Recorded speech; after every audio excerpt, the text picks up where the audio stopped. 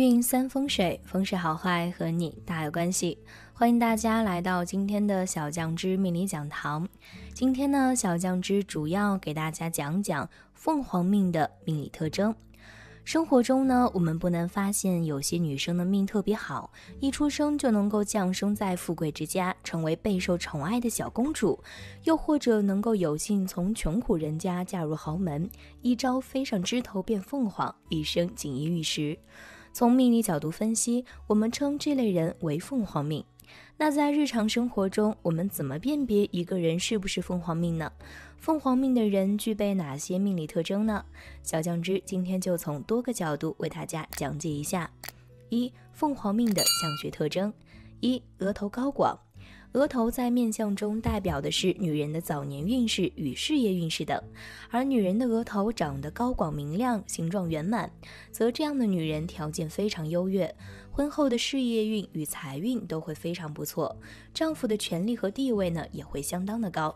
这样的女人无论是早婚还是晚婚，都能够得到丈夫的注意，日后呢也可以嫁得非常的不错，天生就是凤凰命，不会为过一时而发愁的生活。二、鼻头浑圆。在面相中，女人的鼻子代表的是财运和事业运势，而女人的鼻头长得浑圆有肉饱满，则这样的人财运非常的不错，天生都能够旺夫兴家，个人的家庭状态也非常的不错，家里能够积攒不少的财富。而且女人的鼻头长得好坏，代表女人家庭财富的聚集能力，所以若是鼻头长得非常好的女人呢，日后都能够过上一个非常不错的生活。三、鼻权相配。在相学中呢，鼻子代表的是财运，而颧骨代表的则是权力。若女人的鼻子与颧骨相配得宜，一般这样的女人做事非常有魄力、有主见，行事方面呢也非常麻利利落，事业心比较强，是丈夫的得力助手。这样的女人无论是嫁不嫁富豪，自己都能够过上幸福的生活，注定能够成为人上人。四、下巴肥厚。下巴位于面部的下庭，代表的是一个人的晚年运势和财运等等。而女人的下巴长得丰满有肉，是福气的象征，而且一般下巴长得越是肥厚丰满，这样的人呢，日后就越容易积累财富，必定能够把家庭料理得非常不错。女人的下巴长得丰满，预示着女人的晚年运势比较强，一定能够得到子女的孝顺，晚景有保障，儿孙满堂，生活过得衣食无忧，就算是整日打麻将也不愁。五、眉清目秀。女人长得眉清目秀，看起来非常的有灵气，这样的女人多半面相长得都会非常清秀，福气比较深厚，无论是在事业还是生活中呢，都能够遇到自己心满意足的结果，一生的发展较为顺遂，做什么事情都能够非常如意，命中必定会有贵人相助，一定能够过上大富大贵的生活，所以这样的女人往后的日子一定不会差。六、耳珠圆圆。女人的耳珠长得好坏与女人的福气的象征，女人的耳珠长得圆圆而且有耳珠，则这样的女人天生的福气比较旺盛，命中呢也会有贵人相助，天生就能够旺夫兴家，得到非常不错的发展。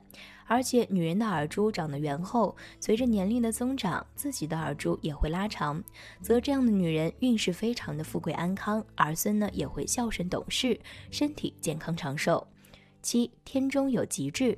天中是指发际线正中央的位置，如果这个位置隆起来，则说明这个人运势非常的好，能够得到家里人的帮助和信任。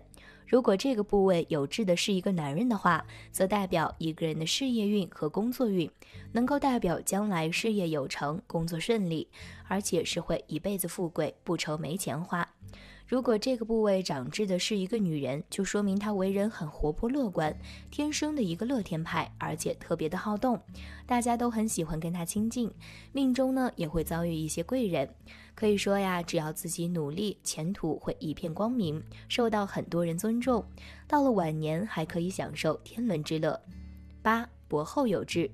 一个女人如果脖子后面正中央有痣的话，则是旺夫的象征。脖后有痣代表着有靠山，而且工作生意方面都能够得到贵人的相助。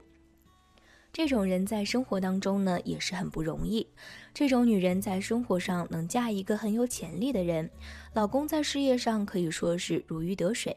有这种博相的女人特别有领导能力，会把公司打理得很好。虽然已经这么好运了，但是还是不能够放弃，要接着努力，让贵人来提升你的运势。3. 耳垂长痣。耳垂长痣可以看出他有没有福气。有句话说得好，有福气的人耳垂又大又厚，这种耳朵呢被称为耳有垂珠。如果还能再长上一颗痣的话，财运非常的旺，好运时常围绕在他们身边，而且财运多多，事事如意。这种面相的人很乐观，所以他们身边有很多的朋友。只要你做事够勤快，那么相信好运会在你的身边一直不断，而且得到贵人的帮助，运势上面大大增加。这种面相的人也特别会守财，能够把家里打理得井井有条，可以说呀是一个隐形的富豪。2. 凤凰命的生肖有哪些？1. 肖鼠女。属鼠的女人精明能干，居家贤惠排第一，在内无所不能，在外也是八面玲珑。属鼠女智慧过人，甚得公婆欢心，也最容易得老公宠爱。在和谐的家庭关系中呢，更能旺夫。事业上的挫折都能够被他们一一化解。婚后数年间悄然致富，他们的凤凰命也体现在这里，能够让这个家庭蒸蒸日上。2. 枭龙女。属龙的女人是美丽和智慧的结合体，她们的个性十分要强，而且处事周全，集所有女性的优点于一身，有着凤凰一样的魅力，更有一辈子不减的旺夫之力，总能事业成功和家庭幸福双丰收。娶了她们的男人能够感觉到财富在日益的积累着，运势不济的男人也是因为娶了属龙的老婆而扭转了霉运。可见呀，凤凰照命一说对于属龙女而言就是与生俱来。3. 枭狗女。属狗的人，他们的出身一般比较普通，而且性格质朴平淡，对于生活执着。虽然不是一个浪漫的女友，但绝对是个适合居家的好老婆。他们的凤凰命总是越老越旺，事业在中年后达到顶峰。他们的老公总是在慢慢致富，后福无穷。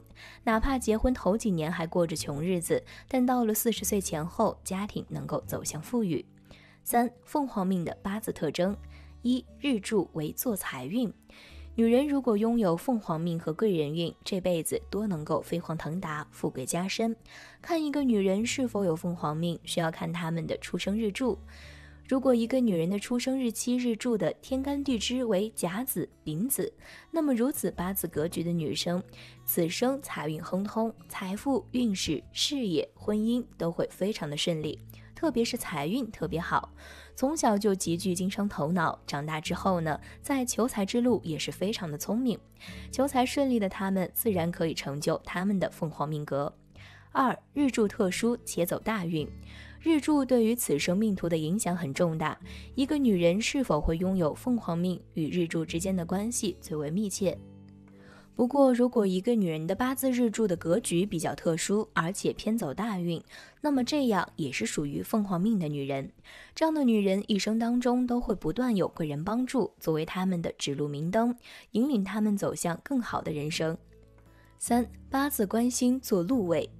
女命八字中的官星为丈夫，禄位与财运相关。如果女人的八字中呢，官星位于禄位之上，则说明其命非常旺夫。这种八字的女人就是属于凤凰命的女人，因为命中旺夫，所以备受丈夫疼爱，可以获得如意的婚姻。婚姻幸福的女人一生都会格外的幸福与美满。而八字官财坐于禄位，不仅旺夫，财运呢也非常的好，可以是属于又旺夫又旺己的女人。听完小酱汁老师讲的这些，你都了解了吗？你是这样的凤凰命吗？如果没有，也不用灰心，靠后天的努力自己。3风水，风水好坏和你大有关系。欢迎大家来到今天的小酱汁命理讲堂。今天小酱汁主要给大家讲讲头生九龙骨，早晚必富贵。众所周知，龙是中华文明自古以来传承的民族图腾，我们更是被誉为龙的传人，足见龙在我国的历史上的地位非常的高。从古至今，无论什么社会阶级，上至王公贵族，下至平民百姓，都希望自己的生活能和龙沾点边。于是民间便诞生了一句俗话：头生九龙骨，早晚必显贵。这句话的意思是，如果一个人的头上有长着9块龙骨，那么这个人迟早都会成为达官贵人。一时间，这句话风靡华夏大地，许多人都参照着这句话，试图在自己身上找到哪怕一丝符合描述的特征。那么，这9块龙骨到底是哪几块骨头？又为何会成为彰显富贵的象征呢？今天小酱汁就来说一说这其中的故事。1. 颧骨。作为人类头部骨骼的最重要的组成部分，颧骨能够成为9块龙骨之一是非常合理的。颧骨位于人类头颅两侧，靠着头骨的其他部位，并且连接着鼻子脸颊。可以说，颧骨的形状是决定这一个人面容是否好看的基础。古人讲究的帝王之相中，颧骨饱满就是最重要的标准。因为饱满的颧骨能够撑起人的脸部，让人的面容看起来四方而协调，长相看起来很端正。如果颧骨突出或者内陷，就会让一个人的面部比例不协调，也就是我们俗话讲的尖嘴猴腮。而一个尖嘴猴腮的人是怎么都不会被人认为是帝王之相的。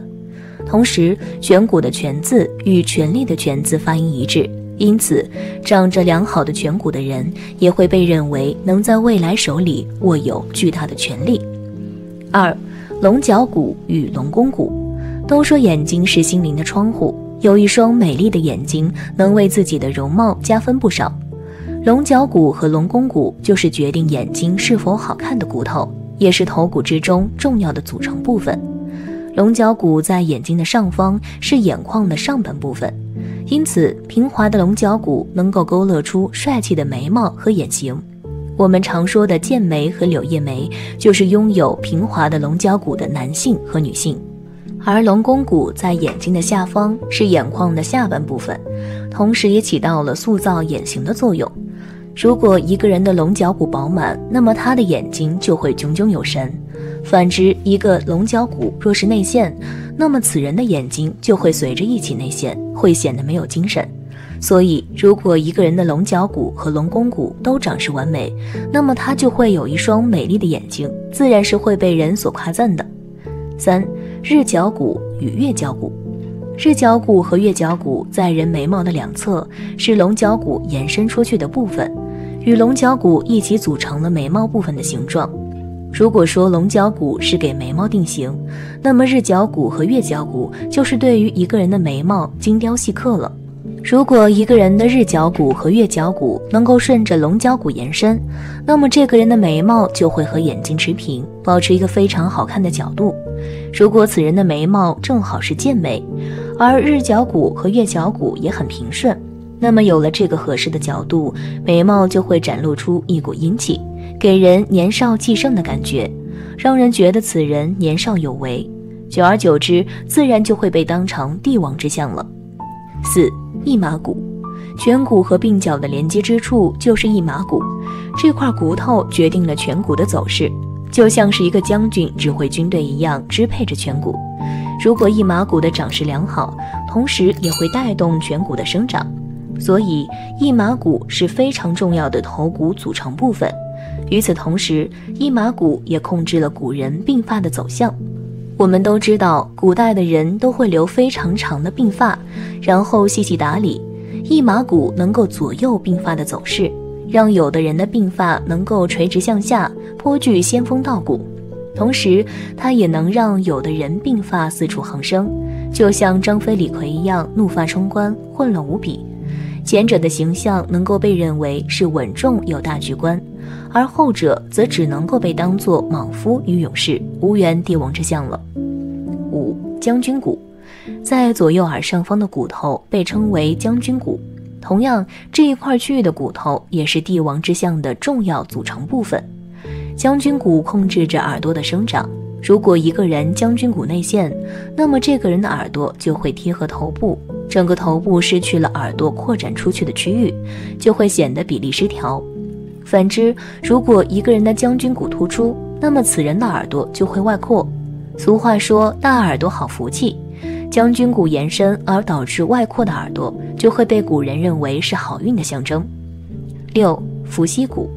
伏羲骨又称伏羲骨，从字面上看就能看出这块骨头在头骨中的重要性了。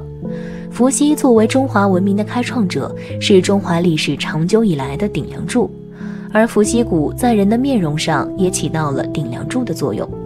伏羲骨在人面相的正中间，位于鼻子上方，连接着印堂，确定了一个人的印堂形状和鼻子走向。印堂不用多说，其形状确定了一个人的面相。如果伏羲骨上部塌陷，那么这个人的印堂就会一直深陷在塌陷的伏羲骨所塑造的阴影之中，给人一种印堂一直发黑的印象。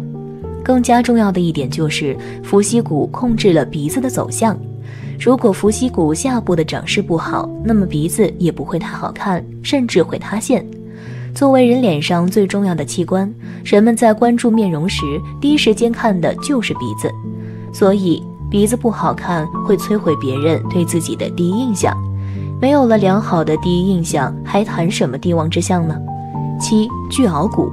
巨鳌骨作为伏羲骨的延伸，也在塑造面容之中起到了重要的作用。巨轮骨是连接面颊和后脑的重要部分，但巨鳌骨本身不像其他骨头一样直接塑造脸部的形状，因为在大多数人身上，巨鳌骨并不可见。所以虽然这块骨头很重要，但是一般是看不到的。所以巨鳌骨突出，让其他人能够之间看到自己巨鳌骨的人是十分罕见的。所以在古代见到巨鳌骨突出的人，大家都会认为此人是万中无一，并且未来能够创造自己事业的人。如此看来，虽然头生九龙骨，早晚必显贵，是古人封建文化迷信的一部分，但是不可否认的是，这9块骨头实际上确实决定了一个人的面相。比如马云，我们发现虽然他的面部比较小，并不是传统意义上的脸若银盆，但是他的9龙骨都生得很好。马云的额头非常的宽阔，几乎到了少有人及的程度，颧骨丰满但并不突出，整体上看尽管不够俊美，但骨相很好。比起现代人，古代人更加注重骨相，可以说历代雄主、开国皇帝也都够得上骨骼清奇。《后汉书·光武帝纪》中记载，光武帝刘秀的相貌便是身长7尺3寸，美须目、大口、龙准、日角，便是明确指出了刘秀具有9龙骨相。看起来面相之说确实有一定的道理，因为在现代看来，面若满月并不是很难实现，但在古代身体强健、骨肉丰满并不那么容易做到。因为生产力和社会制度的限制，古代劳动人民很难过上衣食无忧的生活，平民百姓能够吃饱已经算的是生活富足。这种情况下，大多数人都是发育不良的样子，所以拥有9龙骨相的人并不普遍。这类人大多身体强健，性情也比较刚毅，所以往往更容易成就一番事业。那么，只有这么寥寥几个出人头地的人才拥有9龙骨吗？其他的人就没有吗？这当然是不可能的。千百年来，中国经历了无数人事的变迁，怎么可能只有这么几个人符合9龙骨的要求？其实我们都知道，在同一个时代，不可能只有1、2个人符合9龙骨的标准，但成为帝王名臣的却只有那么几个。除了命数决定命运的，其实更主要的是人的主观能动性。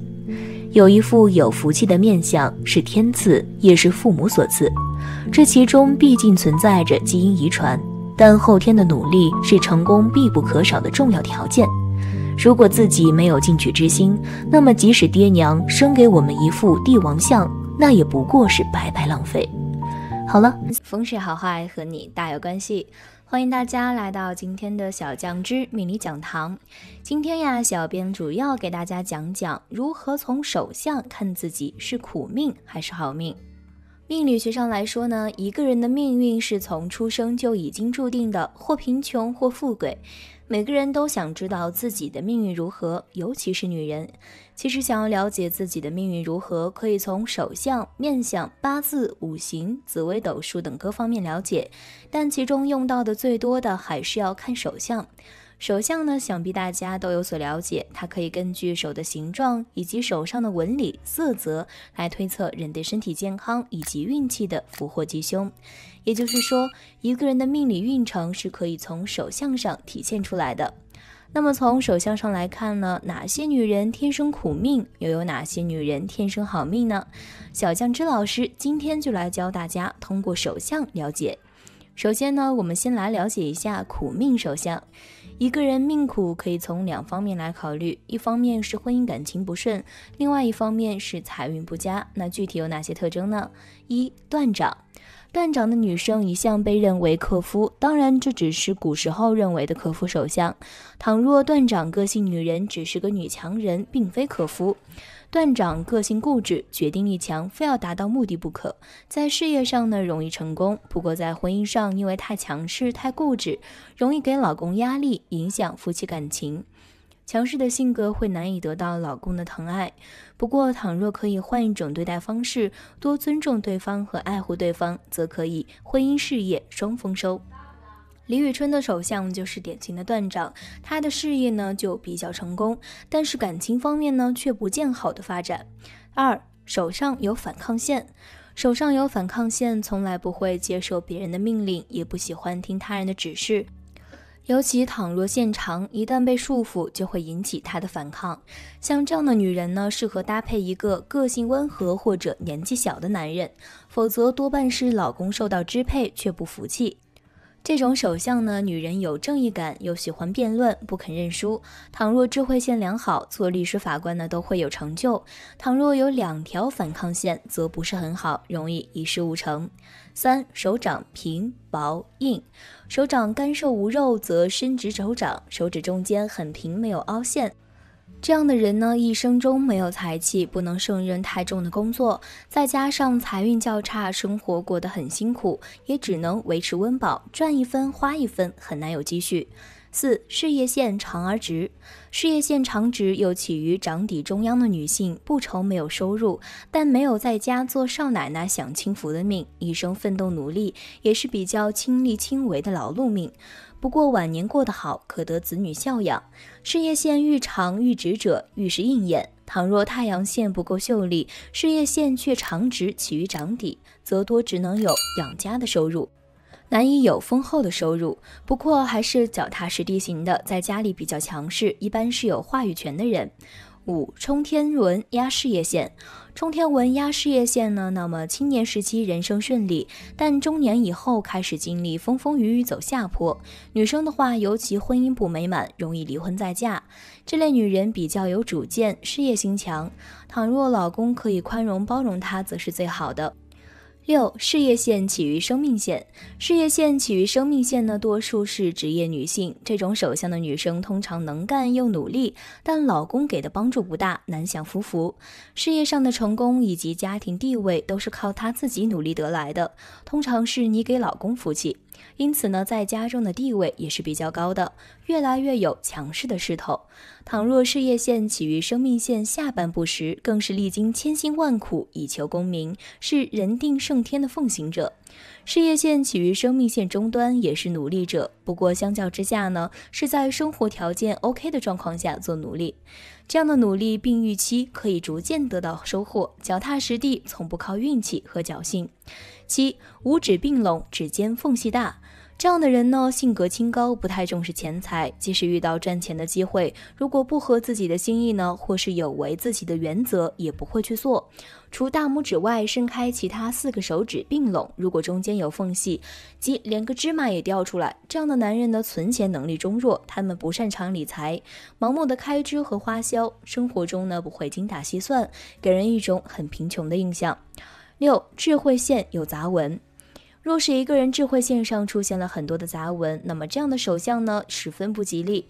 因为手相学中认为，这样手相的人缺乏智慧，事事难成。7、有漏财纹。众所周知呢，手纹与我们的运势是相关的，而漏财纹主要与我们财富方面的运势相关。根据手相学的说法，如果一个人的手里有漏财纹，那么这样手纹的人将是一个财运极差的人，并且他们不仅是时常把财露出去，把钱赚进来的能力呢也不好，可见财运方面呢实在是不吉利。8. 感情线很短的手相，感情线很短，没有超过中指下方的位置，这样的感情线的人在感情运势上很差，容易婚姻失败。9. 婚姻线断裂的手相，如果你的婚姻线断裂，那么你的手相也十分的不吉利。婚姻线若是断裂，代表婚姻结局不佳，一生可能经历多次婚姻，也可能孤独终老，很难幸福。10. 生命线容易断裂的手相，如果你的生命线出现了断裂的手相，生命线中间的部位有明显的裂痕，那么这样手相的人也预示着你的命运相当不吉利。通常说这样手相的人容易死于非命。有苦命的手相，当然就有好运的手相。那么好运的手相有哪些特征呢？1. 食指比无名指长，食指比无名指长的人往往聪明伶俐，做事非常有耐心，做人也十分的圆滑，总能够左右逢源，所以能有极好的人缘。这样的人财运也非常好，总是能够圆满的完成看似不可能完成的任务，因此呀，总是财运暴涨。因为他们是天生的好命之人，很多好事都会被他们遇到困难能够逢凶化吉。2. 手掌红润，手掌红润不仅代表着身体健康，还代表着此人的荣华富贵。哪怕他们出身微寒，但是日后呢必定会有大出息，因为手掌红润者天生就是好运跟财富的象征，有这种手相的人再差也差不到哪儿去。3. 掌心有三角纹，三角纹指的是智慧线、事业线、感情线三线相交形成的封闭三角形。如果有这个纹路呢，说明此人从小就是小福星，长大之后呢，更是能赚钱，能够得到良好的事业机会，最终成就自己的事业梦想，一生有福气。4. 手软如棉花，手掌软如棉花者，这辈子也注定是大富大贵的命。他们一般出生在富裕之家，从小就接受良好的教育，过得锦衣玉食般的生活。长大后呢，由于自己的智慧，加上自己的人脉和六亲的支持，自然就会在社会中吃香，财帛不缺。5. 手背有痣，女人的手背上如果有痣，且为那种比较小且黑的痣，这种手相的女人呢，一般都很心善，心善之人自当会有善报。也就是说，有这种手相的女人有佛缘，一生积德行善，好事做尽，今后自当会有善报加身，有菩萨保佑，一生挫折少，有贵人，今后还能嫁一个好老公，儿女也会很孝顺。但需要他们持续不断的行善，这样呢才能越过越好。6. 手指短粗，很多女人感觉手指纤细会比较好看，但这样的手相呢并不是很好，而是那种手指比较粗短的则好一些。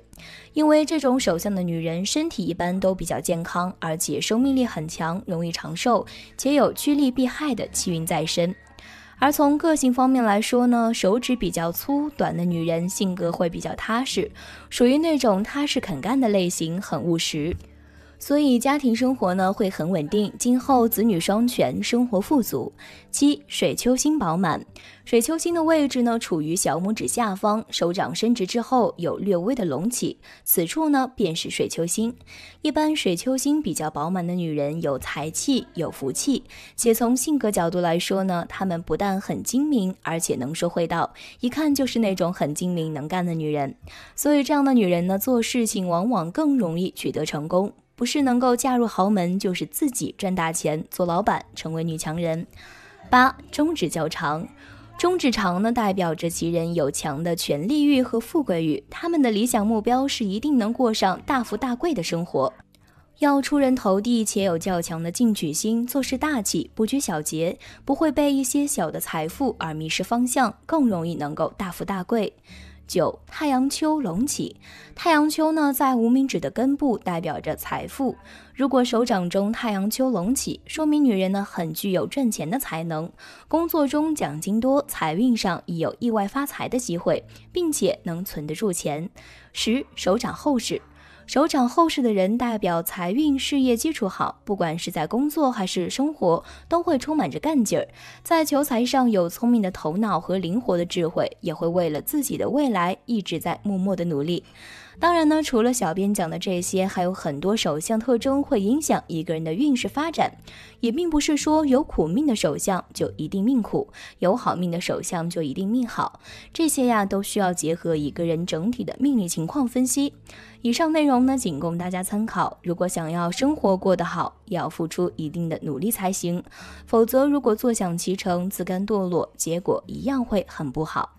好了，今天的分享呢到这里就结束了，希望大家能够喜欢，记得给小编点点关注和小铃铛，小编会继续给大家分享更多有趣的命理内容，我们下期再见。